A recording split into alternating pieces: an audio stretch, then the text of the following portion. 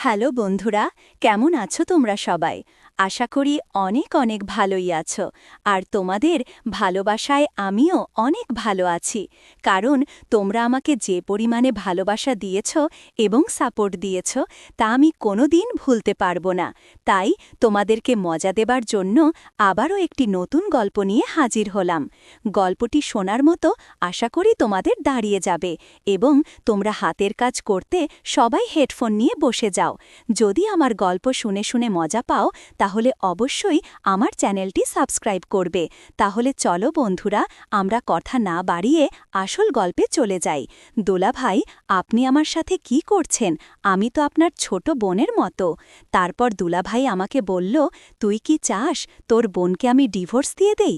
আমি বললাম, না দুলা ভাই, তাহলে আমি যা করছি তুই তা করতে দে। আর যদি বেশি বাড়াবাড়ি করিস তাহলে আমি তোর বোনকে তালাক দিয়ে দিব। আমি বললাম, দোলা ভাই, তাহলে আপনি আমার সাথে কি করতে চাইছেন? তারপর দোলা ভাই আমার সাথে এমন আচরণ করতে চাইল, তাতে আমার দম বন্ধ হয়ে যাওয়ার মতো অবস্থা হলো। আমি আর কোনো কথা বলতে পারলাম না। অমা হঠাৎ দেখি সে আমার সাথে অন্যরকম আচরণ করতেছে। রাগে আমি দুলাভাইকে একটা জোরে ধাক্কা মেরে ফেলে দিই। ধাক্কা মেরে ফেলে দেবার পর দুলাভাই ক্ষুব্ধ হয়ে আমার সাথে যা করল তা শুনলে বন্ধুরা তোমাদের মাথা গরম হয়ে যাবে, হাতের কাজ করতে বাধ্য হবে। তাহলে চলুন বন্ধুরা, গল্পটি শুরু করি। গল্পটি শুরু করার আগে বন্ধুরা, তোমাদের নিকট আমার বিশেষ অনুরোধ, দয়া করে তোমরা আমার চ্যানেলটি সাবস্ক্রাইব করে আমাকে সাপোর্ট করবা।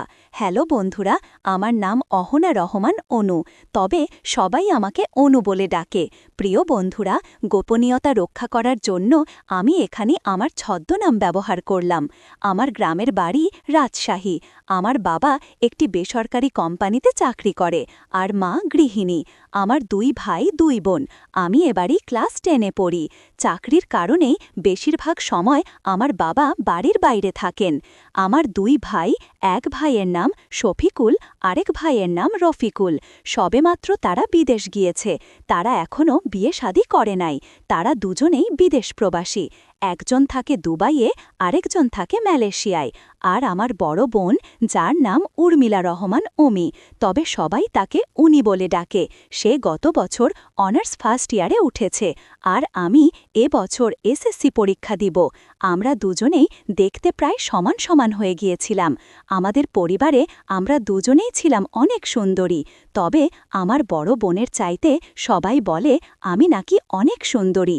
চোখগুলো নাকি আবার অনেক টানা টানা, আমাকে দেখতে নাকি অনেক আবেদনময় লাগে।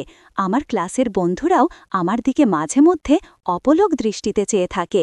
তাদের চাওয়া দেখে মনে হয় আমি নিজেকে বিশ্ব সুন্দরী দাবি করতে পারি। বন্ধুরা, সেটা ছিল আমার আবেগ, আমার কল্পনা।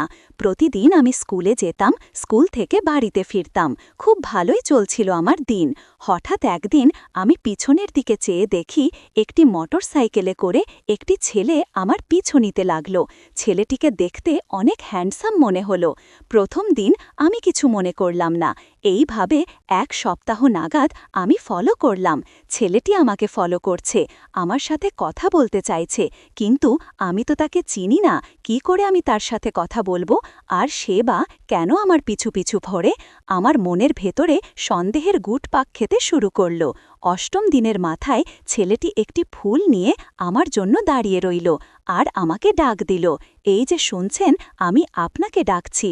তারপর অত্যন্ত বিনয়ের সাথে আমাকে একটি ফুল দিল। ফুলটি খুবই সুন্দর ছিল। আমি বললাম, ভাইজান, যা, আপনি কেন আমাকে ফুল দিচ্ছেন? তখন সে আমাকে বলল, আমি আপনাকে কেন ফুল দিচ্ছি?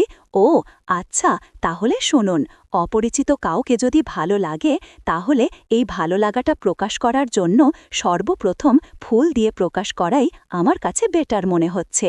আমি বললাম, ও আচ্ছা, তাই তো, তাহলে আপনার আমাকে কেমন লাগে? সে বলল, দুনিয়াতে তোমার মতো সুন্দর, তোমার মতো স্মার্ট, তোমার মতো হ্যান্ডসাম, তোমার মতো কিউট মেয়ে আমি আর জীবনে দেখি নাই। তখন আমি বললাম, ভাইজান, আপনি এটা কি বলছেন? আমি তো দেখতে এত সুন্দর না। আজ এ পর্যন্ত কেউ আমাকে এভাবেই প্রশংসা করল না। যাই হোক ভাইজান, তবে আপনি আমার কাছ থেকে কি চান? কেনই বা আপনি প্রতিদিন আমাকে ফলো করেন? ছেলেটি বলল, আমি আপনার কাছে কি চাই তা আপনি বোঝেন না। আমার চোখের ভাষা, আমার মনের ভাষা, আমার ঘোরাঘুরি কি বলে দেন। আমি আপনার কাছে কি চাই? আমি বললাম, ছি ভাইজান, আপনি এসব কি বলছেন? এসব করা ভালো না। তারপর ছেলেটি আমাকে বলল, শুনুন, আমি তোমাকে খারাপ কোনো কিছু বলি নাই। আমি তোমাকে শুধু এইটুকুই বলতে চাই, আমি তোমাকে ভালোবাসতে চাই, আমি তোমাকে বিয়ে করতে চাই। আমি বললাম, কি বলছেন ভাইজান? আমি তো আপনাকে ভালো করে চিনি না, তাহলে আমি কি করে আপনার সাথে কথা বলবো? আর তাছাড়াও আপনি যদি আমাকে বিয়ে করতে চান, তাহলে আমার পরিবার কি আপনি জানান? আর এই সব প্রেম ভালোবাসা আমার দ্বারা হবে না। ছেলেটি বলল, দেখুন, আপনি আমাকে চেনেন না, আমিও আপনাকে চিনি না, তো আমরা কিছুদিন নিজেদের মধ্যে কথা বলি, একে অপরকে খুব ভালোভাবে চিনি। ছেলেটির কথা শুনে মনে হলো ছেলেটি অনেক ভদ্র, তাই আমি তাকে জিজ্ঞেস করলাম, ভাইজান, আপনার নাম কি? সে তখন বলল, আমার নাম রোহিত তালুকদার, আমার গ্রামের বাড়ি হবিগঞ্জ জেলায়, আমি এখানে চাকরির সুবাদে এসেছি। আমি এই শহরেই থাকি, তোমাদের বাড়ির আশপাশেই আমার বাসা। তোমাকে যেদিন আমি প্রথম দেখেছিলাম সেদিনই আমার মনে ধরেছিল, তারপর থেকেই আমি তোমার পিছনে ঘোরাঘুরি শুরু করলাম। আমি বললাম, ভাইজান, আপনার বাড়ি হবিগঞ্জ আর আমার বাড়ি রাজশাহী, সুতরাং বিদেশি ছেলেদেরকে বিশ্বাস করতে আমার খুব ভয় হয়। আর ইদানিং ছেলেরা কত ধরনের প্রতারণা করছে মেয়েদের সাথে। সরি ভাইজান, আমাকে মাফ করে দিয়েন। আমার এরকম কথা শুনে ছেলেটির মন খারাপ হয়ে গেল। বুঝতে পারছি ছেলেটি খুব নিজেকে খুব অসহায় মনে করছে। তারপর ছেলেটি চলে যেতে চাইল, তবে চলে যাওয়ার পূর্বে ছেলেটি আমাকে তার একটি কার্ড দিয়ে বলল, যদি মনে করেন যে আমি ভালো, আমি আর অন্য 2-4টা ছেলের মতো না, তাহলে দয়া করে আমাকে এই নম্বরে একটি কল দিবেন। আপনার কলের প্রত্যাশায় আমি রইলাম।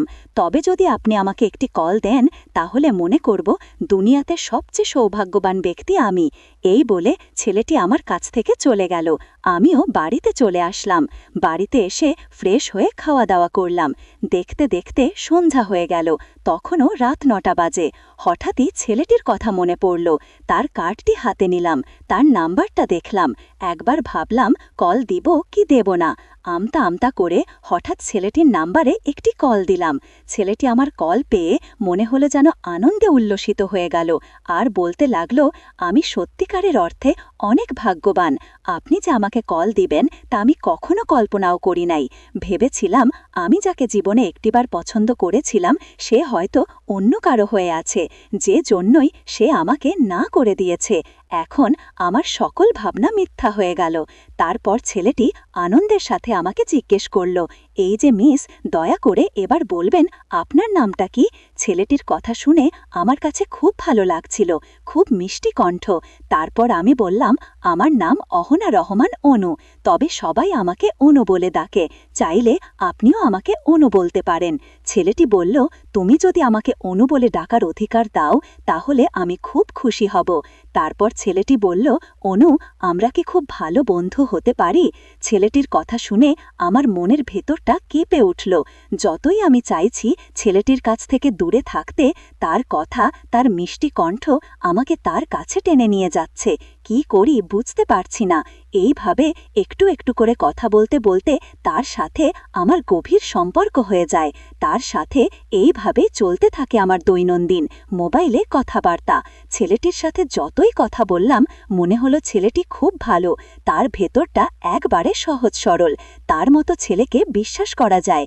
এইভাবে যেতে লাগলো আমাদের সময়। কিছুদিন পর আমার বড় বোনের বিয়ের জন্য আমার বাবা একটি সম্বন্ধ আনলেন। ছেলে নাকি ঢাকায় ব্যবসা করে, অনেক টাকা পয়সাওয়ালা, অনেক বড় লোক, তার সাথে দেখতে শুনতেও নাকি অনেক ভালো, অনেক সুন্দর, অনেক কিউট। সবার কথা শুনে আমাদের পরিবার, আমার বাবা মা ভাই বোন সবাই বিয়েতে রাজি হয়ে গেল। তারপর ওই ছেলেটির সাথে আমার বড় বোনের বিয়ে হয়ে গেল। বিয়ের দ্বিতীয় দিনের মাথায় আপু আর দুলাভাই আমাদের বাড়িতে আসলো। দুলাভাই এই প্রথম আমাকে খুব ভালোভাবে দেখল। আমাকে দেখে সে হাঁ করে তাকিয়ে রইল, আর মনে মনে ভাবল, আমার শালিকা এত সুন্দর, আমি তো জানতাম না।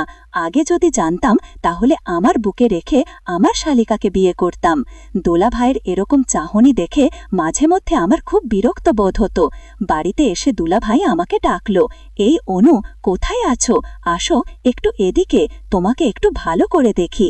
তারপর দুলাভাইয়ের ডাক শুনে আমি তার কাছে গেলাম।